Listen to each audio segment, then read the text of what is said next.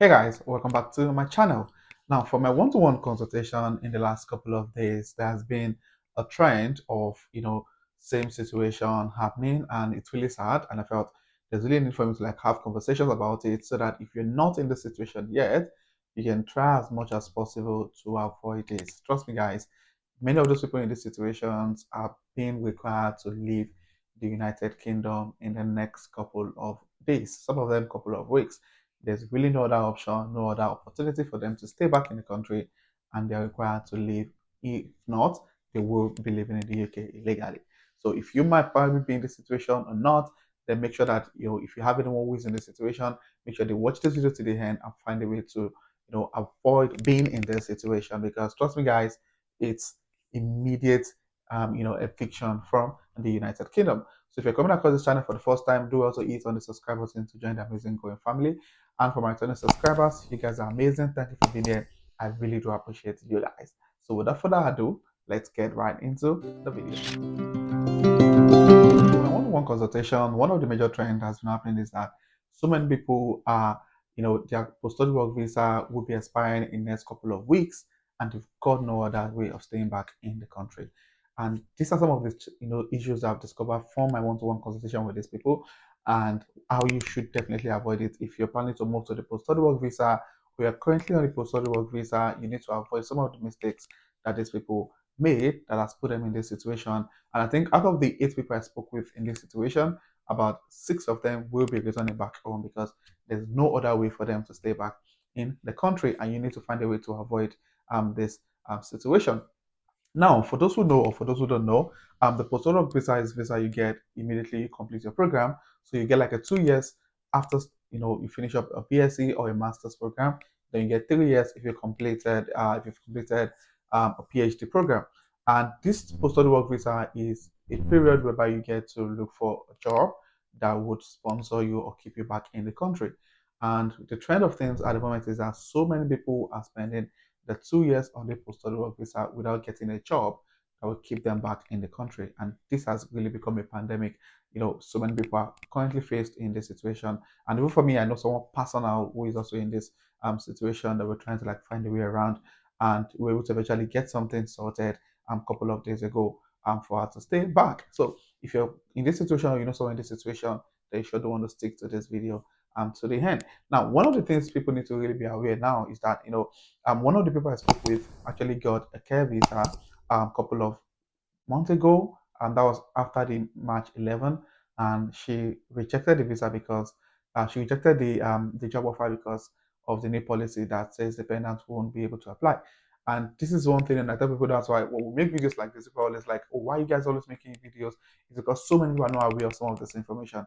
And in case you're not aware, if you get your sponsorship or a COS for a care visa with a COS as occupation code of 61356136, and obviously after March 11 you can't bring your dependent can join you, or you can't bring in a dependent on the visa. Now what the new policy is saying now is that if the husband gets sponsorship, and this occupation code is 6135, and also the wife got sponsorship and the occupation code is 6135, the new policy says that the in as much as the primary applicant is on the skilled worker visa, and also the other partner is on the skilled worker visa, their children and dependent can actually apply for the visa with them.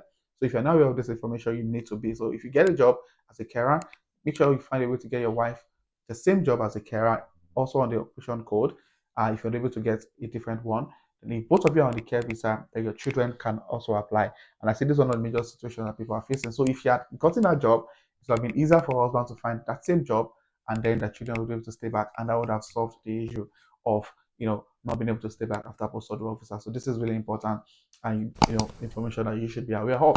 Now, another thing is that when you're on a post-study work visa in the UK, you need to cry for help as early as possible. There's some help you cry for that, because of the timing or the situation of it at that time, there might really not be any situation, any solution to your situation. Now, for example, I got someone who called, and post-study work visa is going to expire in the next 4 weeks, exactly 1 month, and getting a job, getting sponsorship, applying for in 1 month is almost impossible. Not practically impossible, almost impossible, because you need to start looking for a job. You need to, get booked for interview. Sometimes you even get called for an interview. Your interview might not be booked until after 2 weeks. Get a decision, apply for. So it's really a long process. So seeking for help or crying for help 1 week or 1 month to the expiration of your visa, it's not a good idea. You need to start getting help as early as possible so you don't get stuck along the way. And I tell people, for those who have been following my channel religiously, I tell people that um, what will happen at the end of a postdoctoral visa is determined by what you start doing on the first day of getting a visa. If you don't know, 2 years moves really fast. So it means that you need to start making your plans as early as possible so you don't get stuck along the way. So if you're looking at getting into a professional job or you're looking at getting into care sponsorship, you need to start running towards that journey from the first day of you getting the postdoctoral visa because time is not on your side. So you need to be as fast and as quick as possible with your decision. It is really, really, really important. Now, and I tell people also that if you're in a postdoctoral visa, it means that you graduated from a university in the UK, obviously, and you're entitled to something called no, entitled is not the right word to use. I think you are eligible, that's the right word to use. You're eligible to applying for a job and still benefit from the new entrant rule. So it means that if you're applying for, and this one is still so many people I spoke with are making, this person has been applying for jobs that only pays 38,700. I'm like, no, it doesn't work that way. So far you graduated from any of the UK university in the last 4 years, you can actually leverage on the new entrant rule, apply for a job that pays lower than 30,700 and still get sponsorship. Because the truth is, so many people are really transitioning into a new job role that they've never worked on, they don't have any experience at all on it. So if you're getting your first job in such a career, you might probably need to get a job with a lower position and then go up the rank. So if you're getting a job with a lower position, they might not pay you as high as 30,700. So it's really important to ensure that you leverage on the new entrant role and apply for jobs regardless. So far the job pays over £29,000.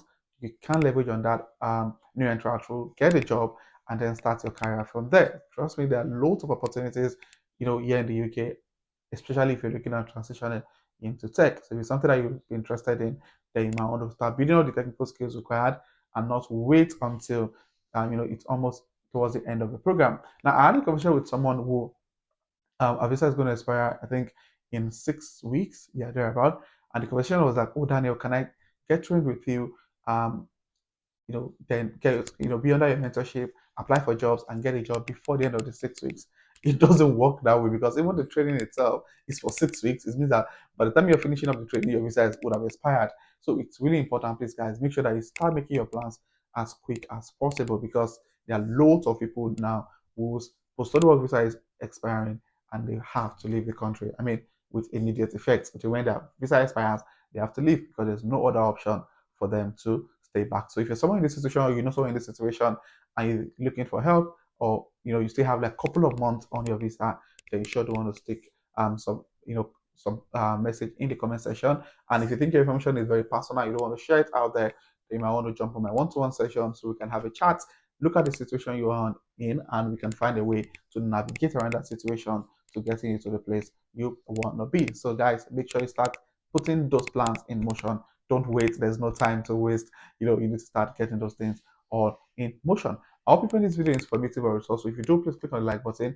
If you have any question, please state in the comment section. And if you're coming across my channel for the very first time, do well to hit on the subscribe button to join the amazing growing family. And my returning subscribers, thank you guys for being here. I really do appreciate you guys. So this will be the end of this video, and I'll see you guys in my next video. Thank you.